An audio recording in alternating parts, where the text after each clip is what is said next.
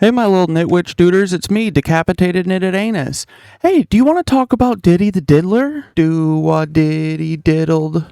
Wait, do what? Anyway, this guy, Lil Rod Jones, dropped a lawsuit. So, guys, I have a theory that I think that, like, all of Hollywood and all the politicians and, all the journalists, everything is apparently, it's looking like run by, like, blackmail, I've been saying this for a while. I used to think it was like 50%, like all the main big guys. But I think it's all of them. And I think they're in a weird cult. They might be doing weird, dumb stuff, even like thinking that they're gonna bring Lucifer back or something.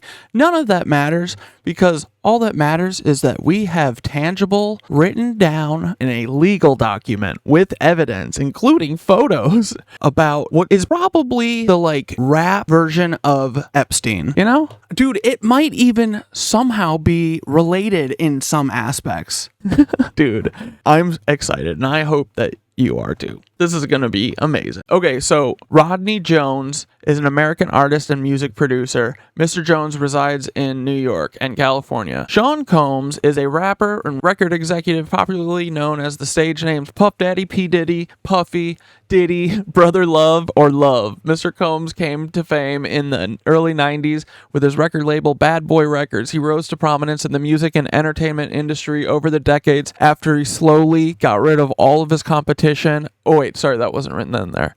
I added that. And is regularly referred to as a hip-hop mogul. It sounds more like he's like a hit-hop mogul, Like, puts out hits on people. Sorry, I'm getting ahead of myself. Anyway, Justin Dior Combs, he's the son of P. Diddy. He's one of the defendants. Lucian Charles Grange is the CEO of defendant Universal Music Group. Let's go. Ethiopia Habertman is the former CEO of Motown Records. Let's go. Christina Karam is the chief of staff to P. Diddy. Yeek. And then they're also Chalice Recording Studios is also being accused. Motown Record, the whole record label. Let's go. Universal Music Group, UMG. Your days were already numbered, but bro, you're cooked. You're cooked. You don't have any good artists that anyone cares about. No one misses you on TikTok, and you're gonna join the halls of P. Diddy soon. I wish we could jail corporations, just like P. Diddy's gonna get jailed. Then defendant Love Records. It's always these kind of guys, right? That are always like Brother Love, or what did Russell Brand call himself? Probably Pastor Love. Combs Enterprises. Rodney is from Chicago. He was second oldest son, fourth child out of 9 siblings. Started playing instruments at 5, drums in church. Started playing guitar at 13. Taught himself to play over 13 instruments. Okay, cool. Let me just guess here. Usually what happens, right, is they pluck people out of, like, obscurity or whatever and offer them a once-in-a-lifetime thing.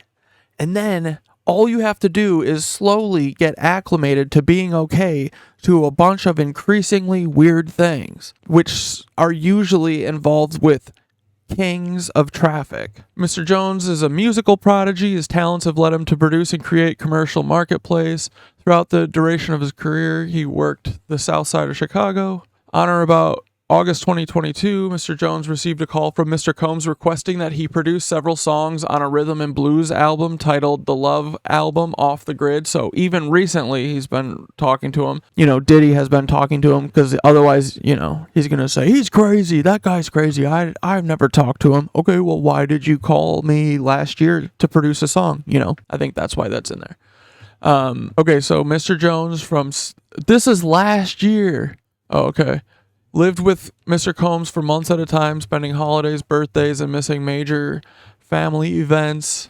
Mr. Jones resided at Mr. Combs' residence. Throughout his time with Mr. Combs, Mr. Jones witnessed, experienced, and endured many things that went far beyond his role as a producer on the Love album. The claims raised in this complaint have been corroborated through witness statements. He did a bunch of substances, unregistered illegal firearms, laced alcoholic beverages to minors and S workers. Dude, I saw a girl on TikTok who said that she was in New York and one of her friends took her to a P. Diddy party and she got drugged and she had to go home. And luckily, her friend was with her and it wasn't one of the guys in Diddy's entourage who supposedly did that. The staff person instructed her staff to retrieve drugs so that she could provide it for Mr. Combs. Christian Combs drugging and essaying a woman. Dude, Mr. Combs details how he planned to leverage his relationship with Bishop T.D. Jakes to soften the impact on his public image of Cassie. Dude, people speculated, but Young Miami's cousin or assistant essaying Jones. Actor Cuba Gooding Jr. essaying and assaulting Mr. Jones. Rapper Blank on Mr. Combs' yacht consorting with underage girls and S workers. R&B singer in Mr. Combs' Los Angeles home consorting with underage girls and S workers. Dude, Diddy was... So they had like a musician's retreat or something, and someone got shot in the bathroom. This was in 2022? Brother. I thought that all this stuff that Diddy... I thought that he wisened up in the last couple years, and all this stuff is like from the past. Bro, he's doing this stuff... He just met this guy too, so it's like pretty obvious, like pretty rampant, it seems. Mr. Jones was approximately 2 feet away from the bathroom when gunshots rang out. He recalls hearing multiple shots. Mr. Jones immediately went to a state of shock and feared that he would be shot next. Dude, so P. Diddy and his son were in the bathroom with this producer dude, or what is he? He's just a 30-year-old. Walked out of the bathroom, and it was only the two of them in there. The two Combs. What? Bro, this is wild. She was lying on the floor in the fetal position. He was bleeding out of his hip, leg area. Dude, no one would go help him.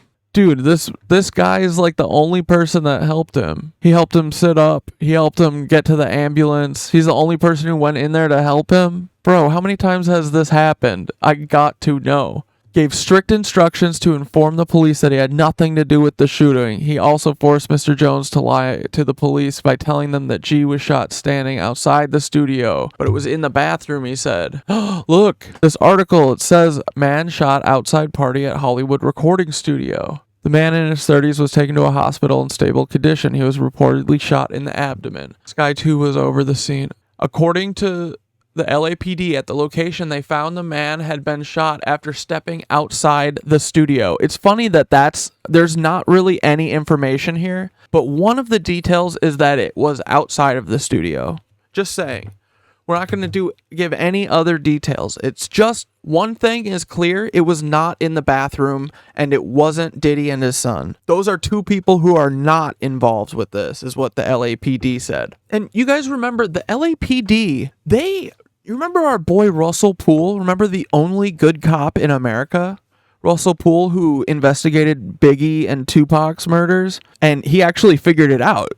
He knows who did it, and it was a bunch of LAPD officers. He knows who did it, and he was going to tell, but when he went to go talk to the sheriff, he just freaking had a heart attack, bro. Yeah, bro, it freaking sucks. Russell Poole went to go tell the police about the police that were doing hits and stuff, and he went to the sheriff's office and he died from a freaking heart attack. Look, and he said Russell was working on a new book, Chaos Merchants, and while it was still in a draft format, he wanted the book to be released to the public if something happened to him. He said, if I go to this sheriff's meeting and something happens to me, release this book. Yeah, look, heart attack, cause of death.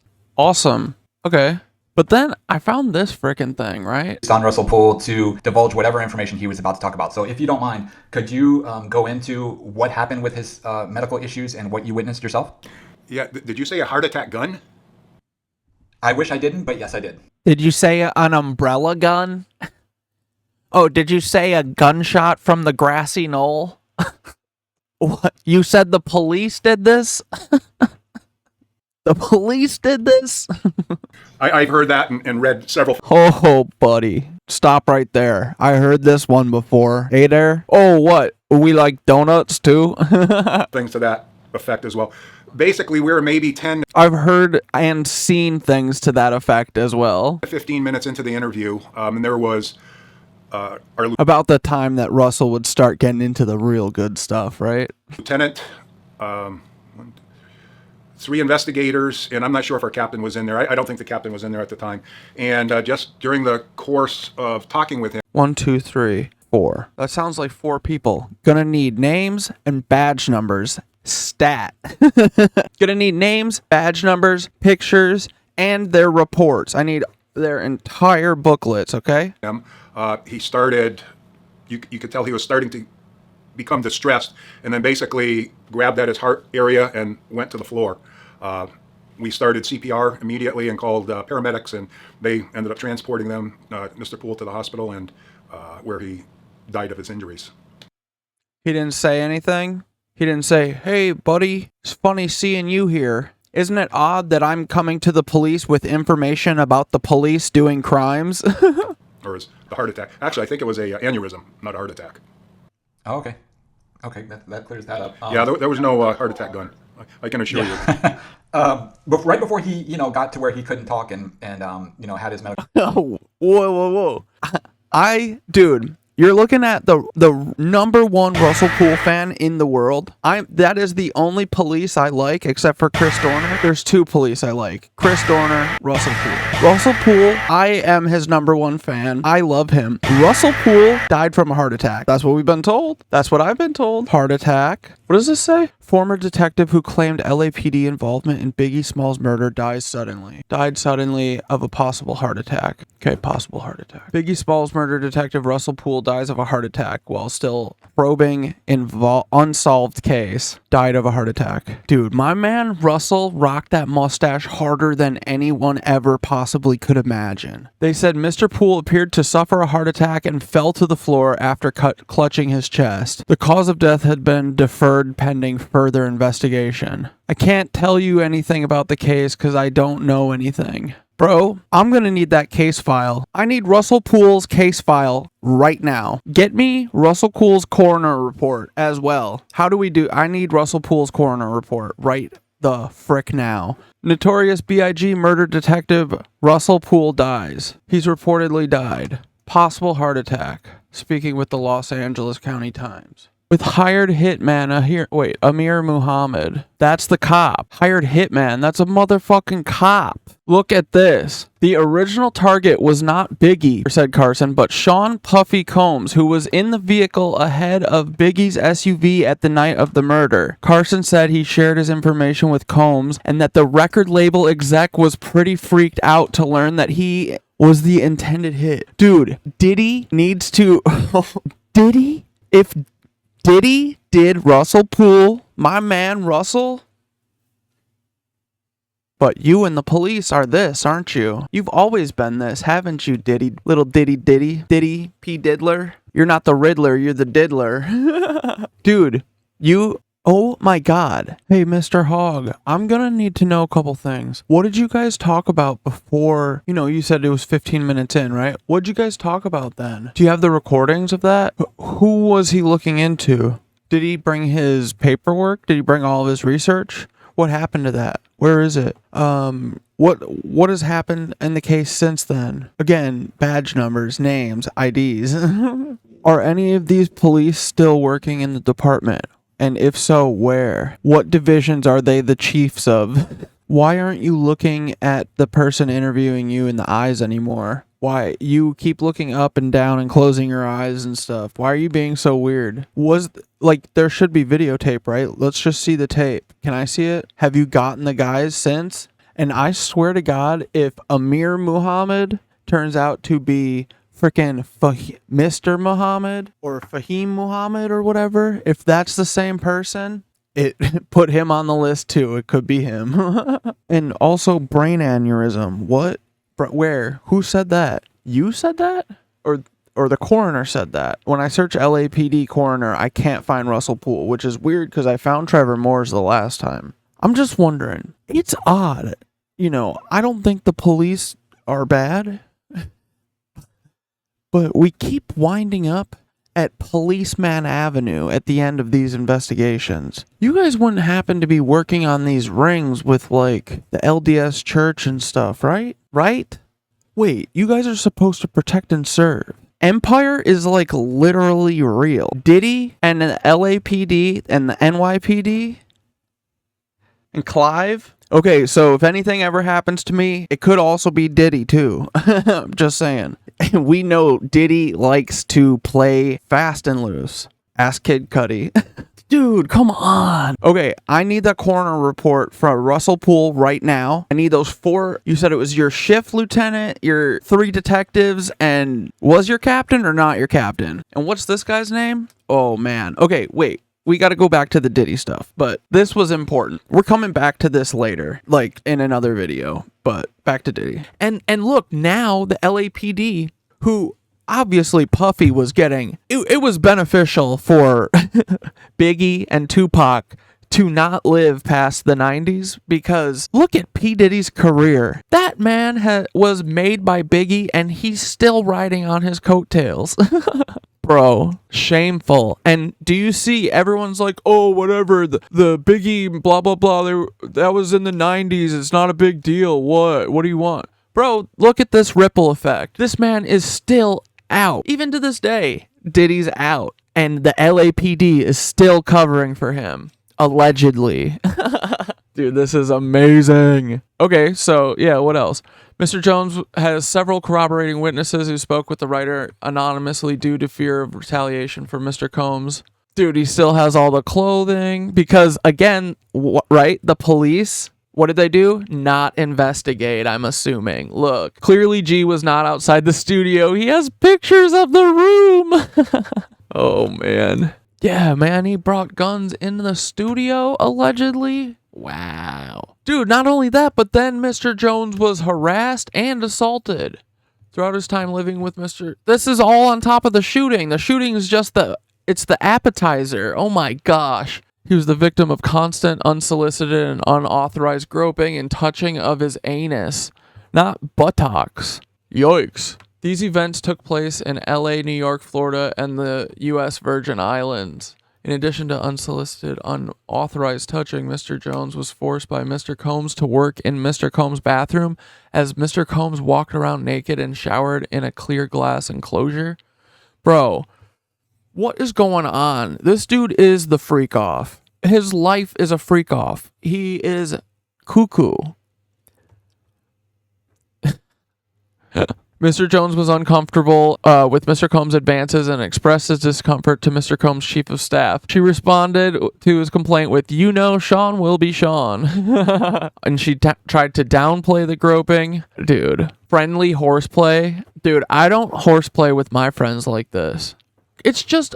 It's like every time someone's like, you know, we all go through it questioning whether or not we would like if we would have, you know, my best friends, you know, thing in my mouth, you know. We all go through that period. Well, not all of us do, but it's fine if you do, you know. It's such a self-report. It's just friendly horseplay, showing that he likes you. Nah, I'm here to make the beats. Despite these assurances, on several occasions, Mr. Combs began to undress and walk around his house. KK would say, "Okay, I'm leaving now," and she would disappear. Yeah, it's like, okay, freak off time, go ahead.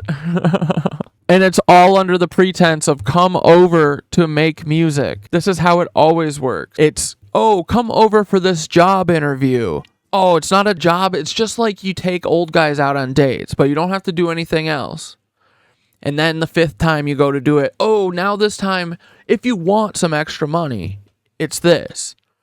Then the 10th time, it's more, and it's always moving the goalpost. That's how it always works. It's the shotgun approach, too, with Diddy, because I'm sure he can do this 4 times a day. You know? These people want slaves. This is what everyone... Dude, all these people who run this shit, they're all like this.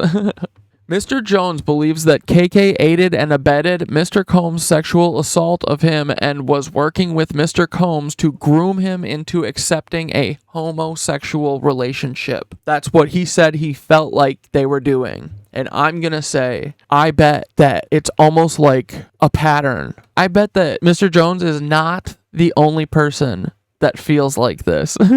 Through these deviant acts, one would say Mr. Combs has a pattern and practice of engaging in such nefarious activity. I mean, it's nefarious, like, yeah, making people do it who don't. Brother, oh my gosh. Okay, Mr. Combs attempted to groom Mr. Jones into engaging in gay sex. He said there's a guy, producer Stephen Aaron, who Mr. Jones looked up to, idolizes even. Yeah, look, he's a member of the Bad Boy production team. He won a Grammy. These are all people that some people look up to, you know? This guy, Mr. Jones, looks up to him. Diddy knows that. Dude, this is such classic, like, this is what they all do. They're all, like, trading these people around and, you know, people who idolize them and look up to them and stuff. This is so twisted, bro. He produced the record, too. Mr. Combs used access to Stephen J. and his knowledge of Mr. Jones' admiration of Stephen J. to groom and entice Mr. Jones to engage in homosexuality. Mr. Combs went so far as to share a video of Stephen J. anally penetrating a Caucasian male without a condom. This was done to ease Mr. Jones' anxiety concerning... Mr. Combs said, "This is a normal practice in the music industry. Look, even Stephen J. is doing it." Dude. And he's not wrong. It is a normal practice. The grooming and the forcing people to do stuff that they're not comfortable with by people that they idolize. This is why you never meet your heroes. Don't ever meet your idols. You don't have any idols, honestly, because they'll only ever disappoint you. Oh my gosh. Yeah, and we heard this, right? Diddy was always recording. He was always sharing and sending people videos of naked people. A couple people have said that. Bro, oh my gosh, he's got pictures. Mr. Combs informed Mr. Jones that he had had sex with rapper blank and R&B singer blank and Stephen J. Dude, who are these? I heard someone said Meek Mill. Brother. Mr. Combs promised to make sure that Mr. Jones wins Producer of the Year at the Grammys if he engaged in homosexuality. This is how they do it, guys. What do you think that he said to Bieber? And now look at Bieber.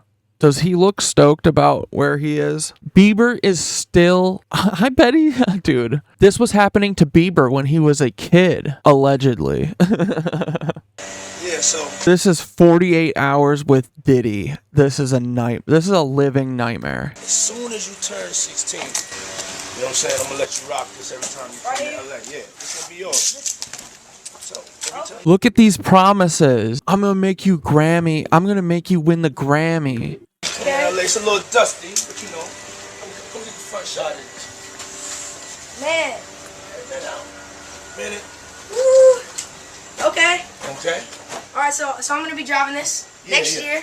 Yeah, when you get 16, you come down there, you gotta, you know. If you're a good boy, that's what he's saying. If you're a good boy, you could have one of these. You got to do a couple things for me, but... I mean, I'm 15. You could ride in the passenger seat. I got my permit. Not yet. No. All right, 16. You're not ready. 16. Let's slow down. Let's slow down, Jess. Okay.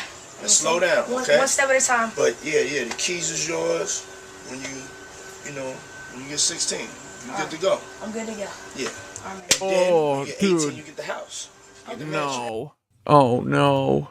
Oh, no. Oh, no. You good to go. I'm good to go. Yeah. Oh, no. Slow down, Jess. Okay. Let's slow down, okay? One step at a time. But yeah, the keys is yours when you get 16. You good to go. I'm good to go. Yeah. No. Then No. I don't like that.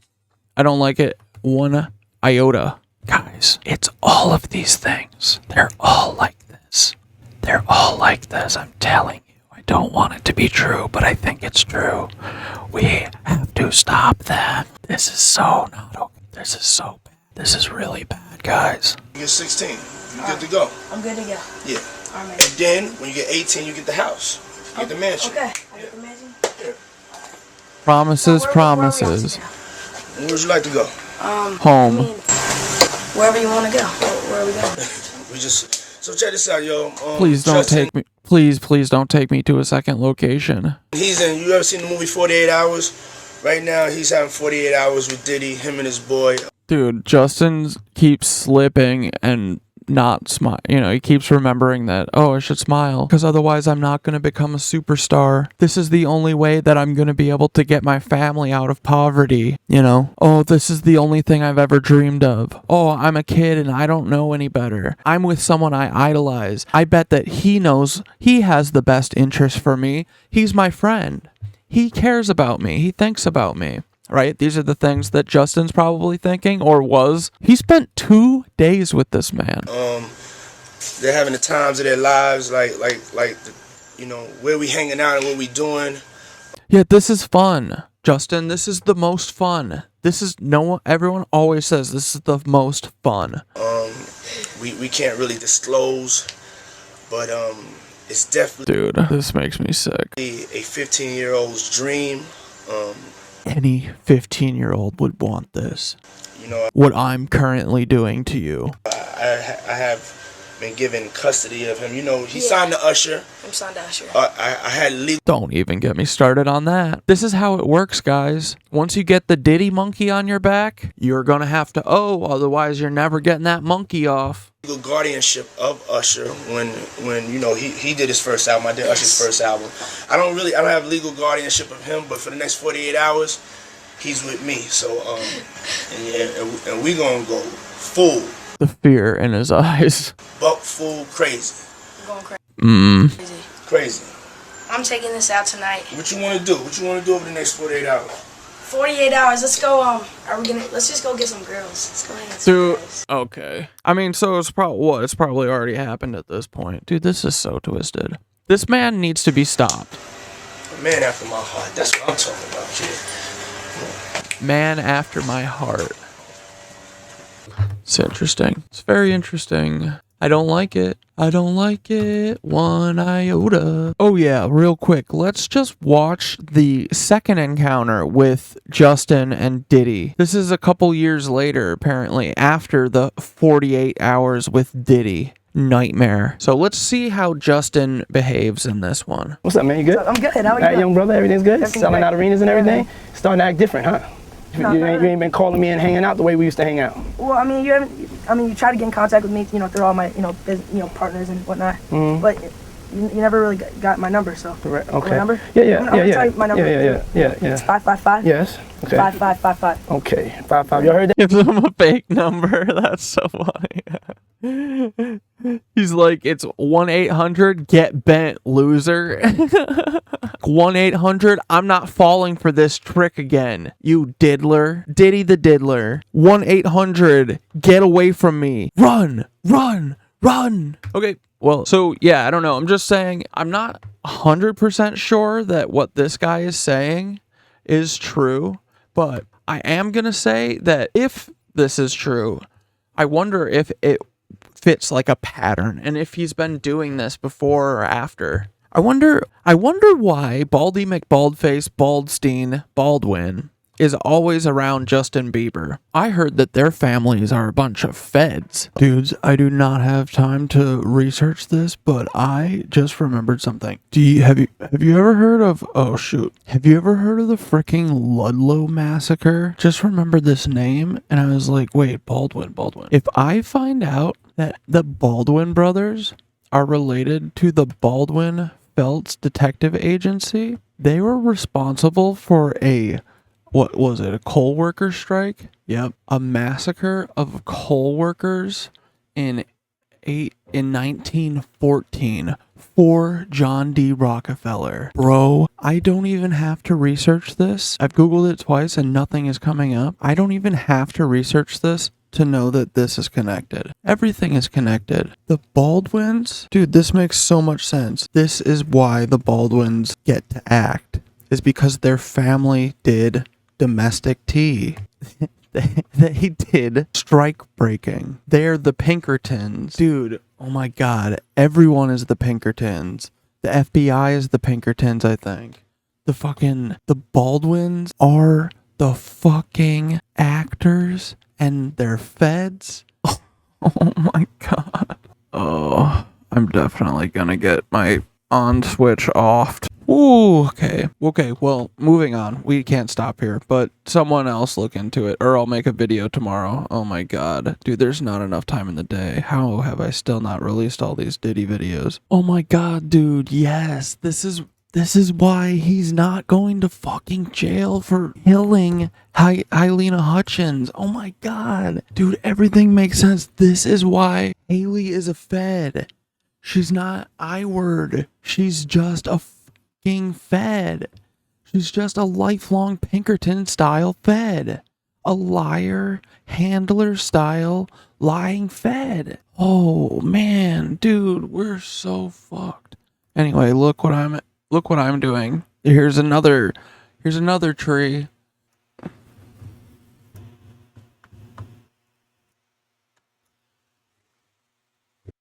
All right, there it is. There's the start. Dude, I need so much more time. Oh my god. Check this though.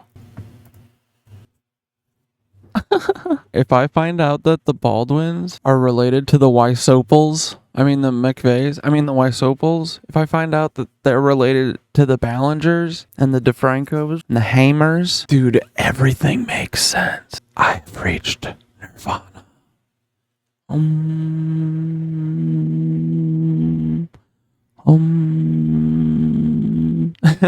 She couldn't be his handler, right? To handle him and keep him quiet, keep him in his ring, make sure he never bucks, make sure he's ready for Diddy when Diddy comes a calling, stuff like that. I don't know. Following are screenshots of the video of Stephen J. Dude, come on. This is oh, come on, bro. Oh my god. Thanksgiving 2022. Mr. Jones is assaulted by Young Miami's assistant. Mr. Jones, dude, this is so nuts. Like, he had to have known that the Cassie stuff was coming up at this point, right? Like, he had to have known all this stuff was bubbling up, and he's still doing it. A compulsion is a compulsion, I guess. But yeah, meanwhile, he's starting slow, right? He's not making him do any of this stuff, right? Diddy's just, he's like, when is this? It doesn't say a day. But, dude, this is exactly what it is. It's, oh, here, look at this video of this stuff that all of us normal guys do, And then a couple weeks later, oh, we're here, have a couple drinks. We're on an island. You want to hang out with your favorite producer that you love and idolize? We're just gonna do some normal guy stuff. Dude, while using the restroom, Young Miami's cousin burst into the bathroom and began groping Mr. Jones. Mr. Jones believed that Mr. Combs sent her in there to S.A. Mr. Jones. As she entered the bathroom, she dropped to her knees and began doing that, and on Mr. Jones' dingling. Mr. Jones pushed her away and exited the bathroom. Young Miami's cousin did not accept Mr. Jones' rejection as she proceeded to follow Mr. Jones out of the bathroom. She started undressing and attempted to straddle him. Dude, in front of Diddy's staff and Diddy. Once again, Mr. Jones pushed her off. The following are images from a video of Young Miami, her cousin, Mr. Jones, and Mr. Combs. Oh my god. So he was there at the time. Mr. Jones and Mr. Combs on Thanksgiving Day, right before Mr. Combs invited Mr. Jones into the bathroom and attempted to force him to take cocaine. Oh my gosh. Young Miami and her female cousin who essayed Mr. Jones on Thanksgiving Day. You see how, if Mr. Jones is correct, right? Do you see how coordinated this is and how incremental it is? He wasn't down when I just showed him the video. What if, while we're hanging out, I have a girl start and then maybe I'll get to do the rest, It's like he's literally experimenting on what he's gonna be able to get out of this guy, I think, in my opinion. Mr. Jones was transported from California to New York, Florida, and the United States VIs. It's interesting. You know what else? The Virgin Islands. I wonder how far away they were to Little St. Jeff's, They couldn't be that close, I'm assuming. I heard that Little St. Jeffrey's ring is actually still going on. I just heard that. It's totally separate to this. Okay, so during the time, Mr. Jones was also forced to solicit S workers and perform S acts to the pleasure of Mr. Jones. On or about February 4th, 2023, Mr. Combs forced Mr. Jones to bring prostitutes and S-workers back to his home in Miami, Florida. Okay, here we go. On or about February 2nd, Mr. Jones believes Mr. Combs drugged him. Mr. Jones recalls waking up naked, dizzy, and confused. He was in bed with 2 S-workers and Mr. Combs. He also recalls aimlessly wandering around the house with no clothes on. On another occasion in Miami, on Thanksgiving night of 2022, Mr. Combs asked Mr. Jones and DeForest Taylor to enter the studio bathroom. He asked them for a $100 bill because he wanted to do cocaine. Mr. Jones was scared, but luckily he didn't have a $100 bill, so Mr. Combs waited a little later to do coke with Young Miami. Dude, that's the greatest detail I've ever heard. But luckily, he didn't have a $100 bill, so Mr. Combs waited a little later to do cocaine with Young Miami. Oh my gosh. Mr. Jones solicited S-workers from Booby Trap on the river. Mr. Jones did so, and Mr. Combs forced him to engage in unsolicited S-acts with these workers. And see, it's always a progression. He says no. He says no a dozen times, right? And he's definitely saying no to anything homosexual. But, okay, let's just try and get him in slowly with the S-workers, you know? Dude, oh, this is so dark. As part of Mr. Jones' S-work recruitment tools, Mr. Combs provided Mr. Jones with an exclusive bad boy baseball cap and required him to wear it to the booby trap to signal to any S-worker he approached that Mr. Jones was in town, or Mr. Combs was in town, and had sent Mr. Jones to recruit them. Mr. Jones had no desire to visit booby trap on the river. Mr. Jones had no desire to solicit S-workers. Mr. Combs used his power and influence to intimidate and force Mr. Jones into soliciting S-work from booby trap on the river. Dude, and I have worked close with famous people before, and they have yes men around them that will do this because the yes men always happen to idolize them, you know? This is not just a Diddy thing. This is a problem. This is gonna be a problem.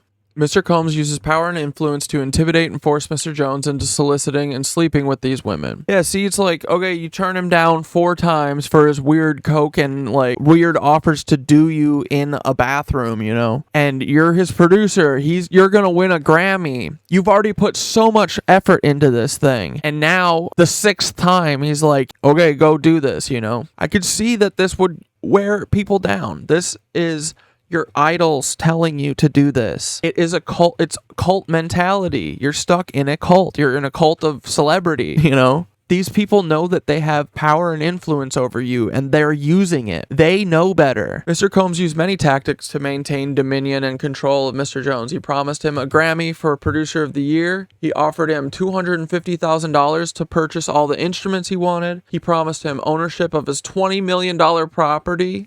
He promised access to record label executives like Lucian Grange and Ethiopia Habtermarian. Dude, I wonder, did he promise him like a Lambo for his next birthday, his 16th birthday?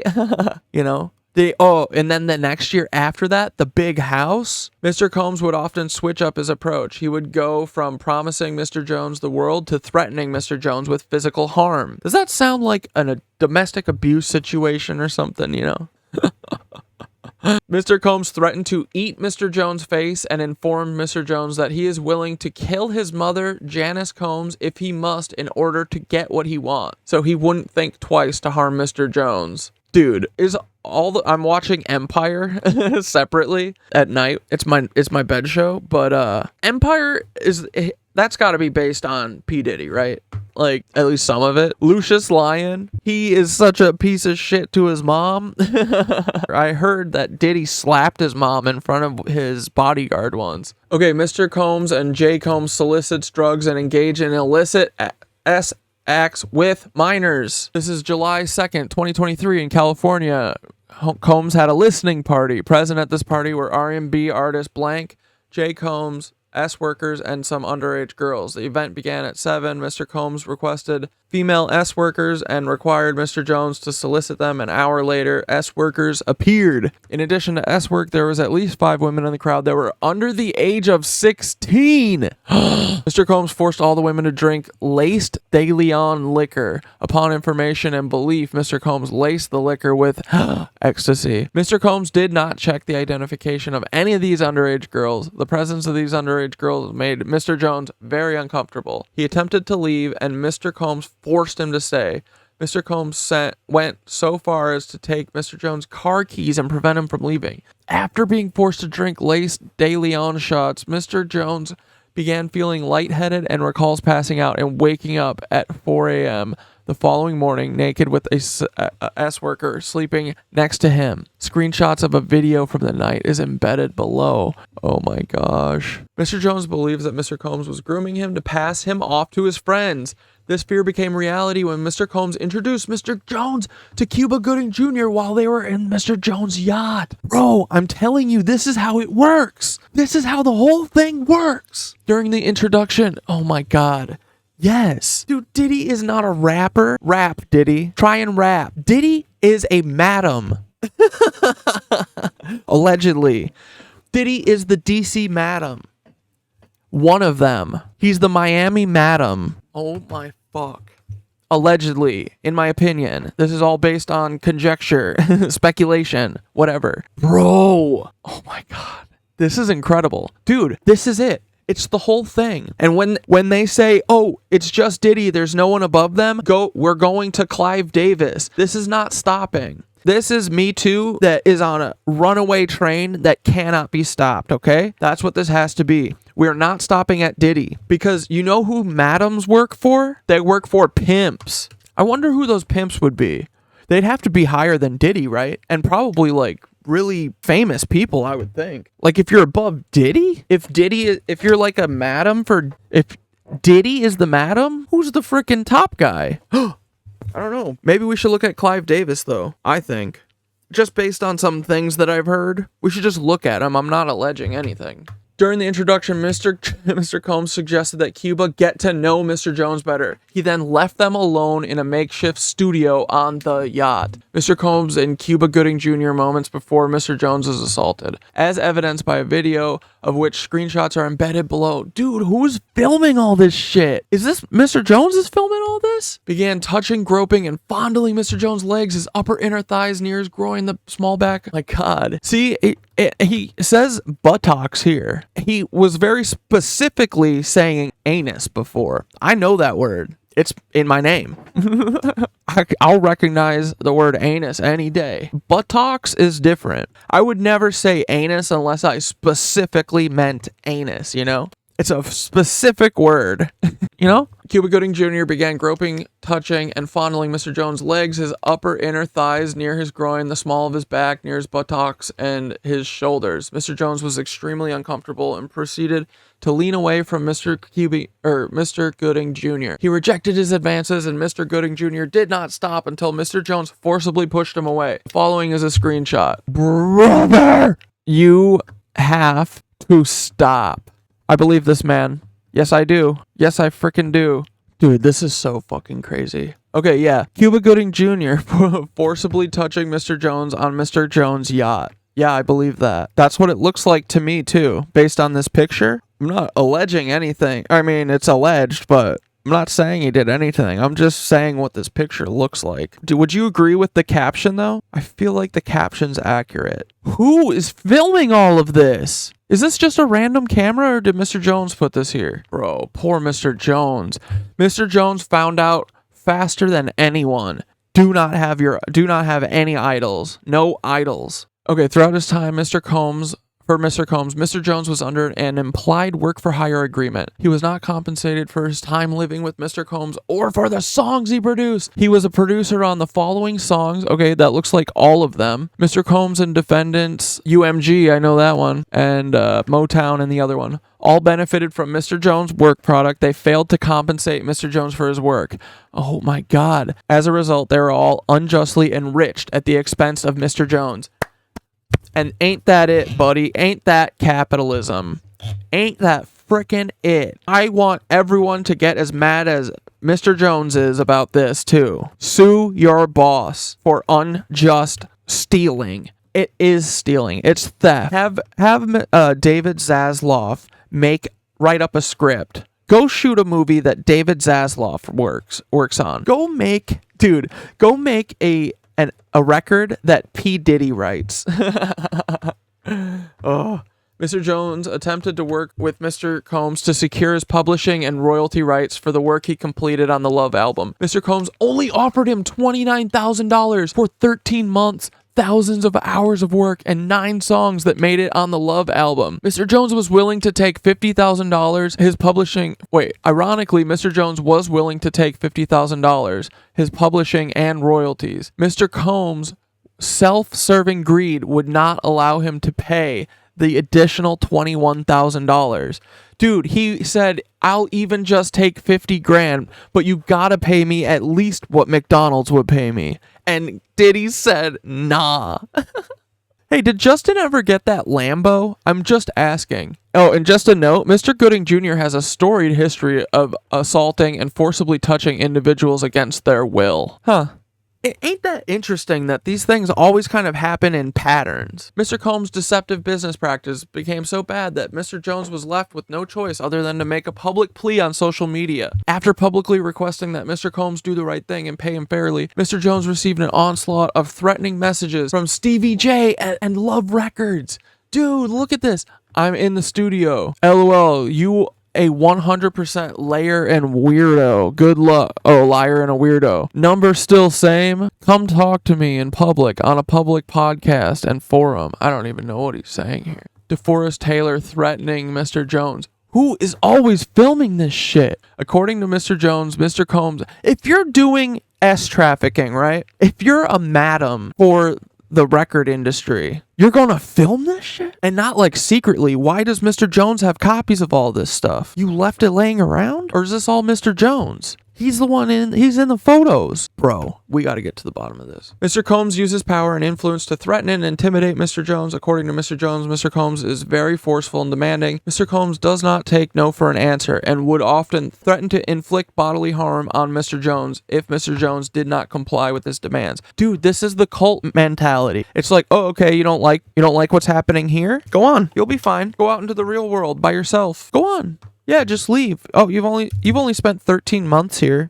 Just go. All of these songs are yours. Just go. Leave the songs with me. You know? As detailed above, Mr. Combs threatened to eat Mr. Jones' face. I believe that. I'm hearing a whole lot of weird things about a whole lot of these weird people. I would see them doing that. And even if they didn't actually do it, threatening your employee who you're also trying to make do like slavery, like, I don't know. I would be a little more gentle with them. While standing on Mr. Combs' bedroom, Mr. Jones was forced to watch as Mr. Combs displayed his guns and bragged about getting away with shooting people. Wait, is this after he shooted the guy? Or maybe? Allegedly? Someone in that bathroom did. I don't think he did it himself. Mr. Combs shared that he was responsible for the shooting in the nightclub in New York City with rapper Shine. Bro. Diddy's former bodyguard accuses the rapper of snitching on Shine over 1999 shooting. Yeah, Gene Deal. Mean Gene. That's who we were talking about the other day when I couldn't think of, when Russell Poole showed him that picture. He shared that artist and Mr. Combs' girlfriend at the time, Jennifer Lopez, aka J-Lo, carried the gun into the club for him and passed him the gun after he got into an altercation with another individual. J-Lo's implicated. Oh, the shooting and this is all after or before he actually shot that guy. The shooting in Chalice Recording Studios confirmed Mr. Combs' statements. These statements reinforced Mr. Jones' fear of Mr. Combs and strengthening Mr. Combs' dominion and control over Mr. Jones. Of course, he's a guy who's willing to shoot people, and you're gonna tell him no? Dude, Mr. Jones, I hope you're okay now and far away from this man. Mr. Jones was terrified of Mr. Combs. He felt like he could not tell him no. Mr. Combs consistently made it clear that he had immense power in the music industry and with law enforcement. Mr. Combs made it clear that a head of security, Fahim Muhammad, Mr. Muhammad, had the power to make people and problems disappear. You know what is weird about Diddy is just that, like, everyone that was around him when he was coming up in the industry, they're all like dead. They all died from like random poisonings, all separate, or random accidents. Didn't frickin' what's his name? Kid Cudi? Didn't Kid Cudi say that Diddy blew his car up because he was dating his girlfriend or something? Was it Cassie? I forget. I think it was Kid Cudi. This guy has to be stopped. Mr. Muhammad feels like he's part of it.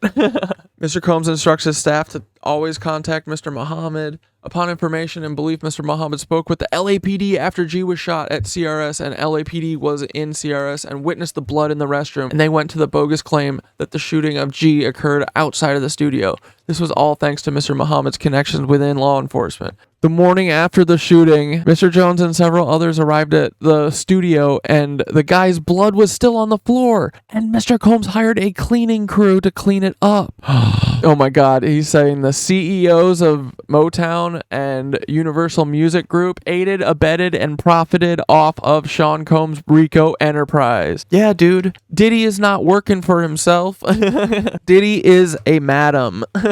Dude, this is a pyramid scheme of trafficking. That's exactly what this is. Look, Mr. Jones recalls seeing Defendant Grange visiting Mr. Combs' home in Miami, Florida. According to Mr. Jones, whenever Defendant Grange visited Mr. Combs at his homes, it would be in the evening, and he and Mr. Combs would disappear for hours in Mr. Combs' bedroom. Defendant Grange sponsored and attended several Love album listening parties. These parties were sponsored by defendants, UMG, and Motown Records. As evidenced above, these parties had sex workers and underage girls present. Oh my God. During these parties, Defendant Grange knew or should have known that Mr. Combs was drugging the attendees through laced bottles of De Leon tequila and Ciroc vodka. This is crazy. It is no secret that Mr. Combs had specific bottles of alcohol designated for females and other bottles designated for his staff, his artists, and himself. This fact was detailed by former artists and bodyguards of Mr. Combs. As a sponsor of these events, Defendant Grange had a duty and obligation to ensure that S-workers and underage girls were not present and that Mr. Combs was not spiking the alcohol with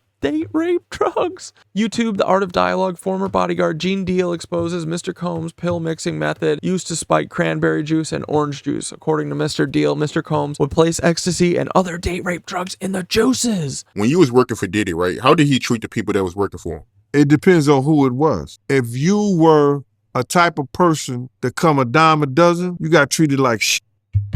If you was a type of person that he needed you, he treated you like shit. If you was the type of person that he wanted you, he'll get you, and then he'll treat you like shit. Dude, I love If he Gene. wasn't the fifth, he didn't give a shit how he treated people. Like Heavy D used to have to pull him to the side because somebody give Heavy a call, and I don't know what, I still don't know today, and God bless the dead. I don't know what power Heavy D had over him, but Heavy D could come to his office. Heavy D could come to his house because when Heavy came to the city and Puff had the building on 74th and Park Avenue, Heavy would stay in Puff's building. But Heavy was the one like, come here, let me talk to you. And he would come right there. No back talk, no nothing.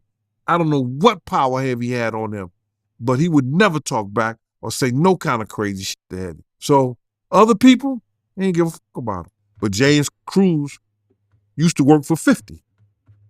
But he worked for Diddy first. So them niggas was always scumbuckets, man. Yeah, dude, they all do that. This is all just it is a sex pyramid scheme. Like I said, anything that has to do with those sexual assaults, those people have to prove that. But are they capable? Yeah, they're capable. Look at the atmosphere. They in the music industry. They in the music business. They set up those type of, they learn the tricks of the trade. For instance, guys don't put those pills that they get to the girls in the champagne bottles because they popping them in front of them. Most of those girls, especially if they like mixed drinks, you understand, they see the bottles when they open them and they trying to keep their eyes on because they don't want to get no kind of drugs put in their system. But what they don't understand is in the orange juice and it's in the cranberry juice. They didn't put the pills and the stuff in there the roofies, the ecstasy, the E's, all whatever they put it in the juice. They don't understand it ain't in the bottles, it's in the juice. Those guys, they learn that and they put it to those girls who don't know no better. Dude, do you see how diabolical this stuff is? Not happenstance. This is not, oh, it happened one time. It is targeted. It's specific. It is repeated. It is constant, apparently. Bro. According to Mr. Deal, Mr. Combs would place ecstasy and other date rape drugs in the juices. This writer has spoken with several former employees of Mr. Combs who witnessed defendant Coram instruct her staff to lace champagne. Dude, look at even the other CEO he's accusing, Hebtemerarian. They would do the same thing. They would disappear for hours in Mr. Combs' bedroom. She even visited during the writing camp and was at the listening parties. Dude, it's almost, oh my God, I just saw Ghislaine Maxwell's down here. Jesus. Hold on. We're going to get there. Hold on. Oh my God. During these parties, knew or should have known that Mr. Combs was drugging the attendees. Maybe they were there because of that. I don't know. Who knows? As a sponsor, I wouldn't go anywhere where I knew that people were being drugged. And I would not call them my friend. And if I was hiring them, I would stop hiring them. I would not hire them anymore. Kristen Coram is the Ghislaine Maxwell to Sean Combs' Jeffrey Epstein. Oh, daddy. Let's freaking go, dude. Yeah, look, she was there. This is when Cassie's stuff dropped. She should be sweating as much as Diddy. According to Mr. Jones, during the 13 months he lived and traveled with Mr. Combs, he witnessed Mr. Combs display and distribute guns. Dude, God bless Mr. Jones for taking all these pictures or getting all this footage somehow. I don't know how. Dude, these people are deranged.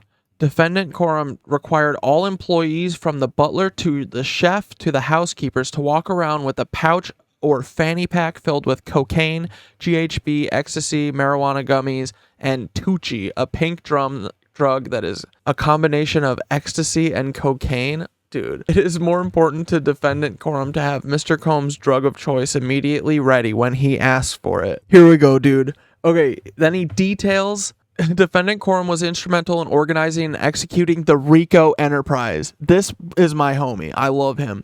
Defendant Coram had the following individuals execute the following tasks for the RICO enterprise. Stevie J recruits S-workers and attends and participates in freak-offs.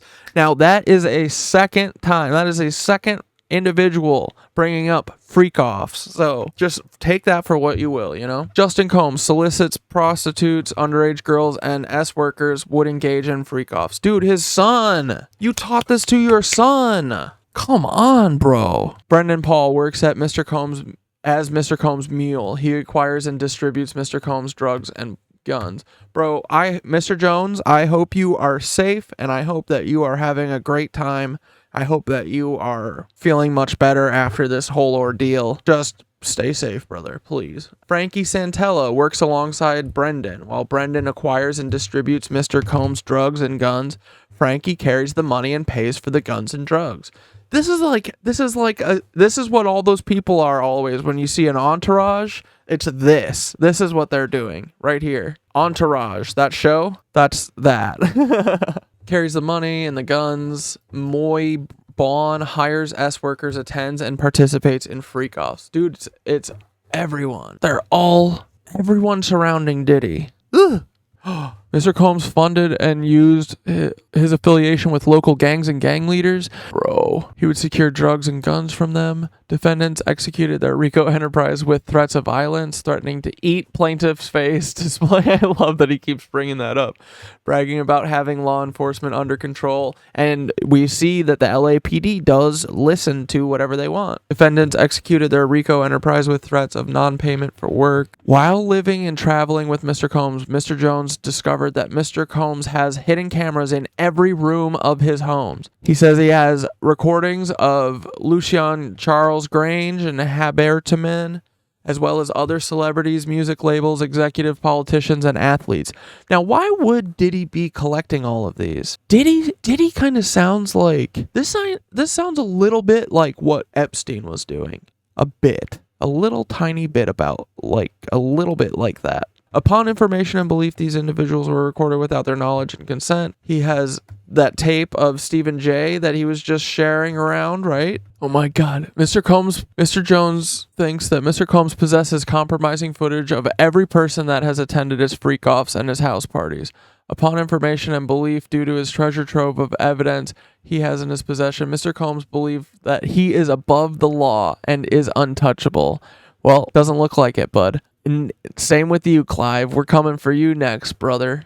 Upon information and belief, due to his treasure trove of evidence he has in his possession, Mr. Combs believes he's above the law. Upon information and belief, Mr. Combs employs Jose Cruz as his IT director.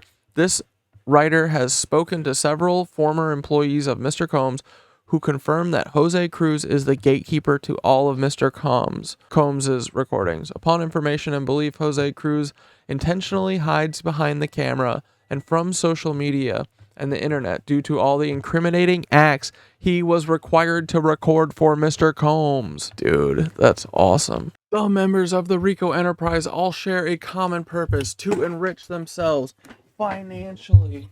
Dude, this is so awesome. To enrich themselves financially and sexually at the expense of producers, musicians, writers, creators, artists by maximizing defendants' revenues through fraudulent means as set forth herein. Defendants benefited financially from their scheme to defraud the plaintiff, including by making false representations that claim that loyalty and obedience to Mr. Combs will result in cash payments, Grammy awards, access to future projects, access to famous celebrities, access to famous athletes, $20 million home, promises that plaintiff can increase his chances of securing cash payments. Dude, by engaging in sex acts, by distributing and transporting firearms, by involuntarily sleeping with sex workers. Bro, this is nuts. It's existed for at least 20 years, dating back to the 1999 nightclub shooting. When he did the same thing, he made Jennifer Lopez transport his illegal firearms. He did this stuff to Cassie. And look, yeah, it was all the true nature of the defendant's scheme was left undisclosed, was omitted, and or was affirmatively misrepresented, all to fraudulently increase the defendant's profits, at least some of which were used to expand the enterprise, causing further injury to Plaintiff Jones and a bunch of other artists. Defendants profited from the enterprise, and Plaintiff Jones suffered. He wasn't paid for 13 months, and he made all of this music for them. That's nutto. That's nutso. Make a song, Diddy, that doesn't have a single line from that scrapped Biggie album that you held on to. Yeah, the scheme was reasonably calculated to deceive Plaintiff Jones and to steal their work and to get them to do sex acts that they don't want to do. Yeah, brother sounds correct. This all does sound like a RICO. It sounds like a RICO that I bet goes all the way to the top of the LDS church and the top of I-Word. 2 pillars. I bet it goes straight to the top of the pillar of Joseph Smith's Zion, and then this is the top of I-Word's Zion. And down here is where we all live. And they just do this kind of stuff to us. They don't think of us as people. You heard how Diddy thinks? That's how they all think. Some of them are just better at hiding it. Mr. Combs violently gripped and palmed Mr. Jones' anus and crotch without consent. And again, he knows the word buttocks. We do know that. He used it previously. He did not use it here. He said anus. Like, he did this? What did he do? What? How are you getting in there? He's not saying buttocks. I'm going to agree with Mr. Jones here that he is probably entitled to, some emotional distress. or he has been affected by emotional distress, I'm going to say. That jury's going to give him whatever he wants. No, this ain't going to trial, baby. This is going to be This is going to be buttoned up today. Dude, this Cuba Gooding Jr. stuff. Like, so what? Is Cuba Gooding Jr. like calling Diddy and he's like, hey, okay, tonight's the night. And they go, oh, okay, I'll bring my producer. You can try and, yeah, I've been working on him. You got like a 40% chance. Actually, I think a lot of people probably are not as strong as Mr. Jones. It is hard, you know. Think about being enamored by someone. And if, you know, especially if you're a person who is not set up financially and stuff. I mean, this is how Jessica describes it. It's a slow progression. It doesn't start with the freak off, you know? It starts tamer than that. And then it's constant nagging. I bet there's very few people that do this for 13 months and don't get, you know. I mean, he got drugged a couple times, he said. Okay, boys, I think that's about it. But I just gotta say, Mr. Jones is gangster for including this Ghislaine Maxwell and Jeffrey Epstein photo in this legal doc. Dude, this is so gangster. I love it. The footage, bro, how did you get this footage? Where is all this stuff from? This is so awesome. Good on you, brother. Great job. Everyone who has a grievance, file a lawsuit right now and then send it to me once it's public. I will read it. Please. Dude, look at these people. Dude, and also he's putting in this grizzled, nasty photo. This is so perfect. This photo was a choice. This was a choice. That is so funny. I love you, Mr. Jones. You are a good dude. Dior Jones, this guy. You brought your own child into this, you weirdo. You taught your kid how to be a madam? What the heck? That is such a weird thing. Look at, these are two, maybe these are two of Diddy's clients, if what Mr. Jones is saying is correct.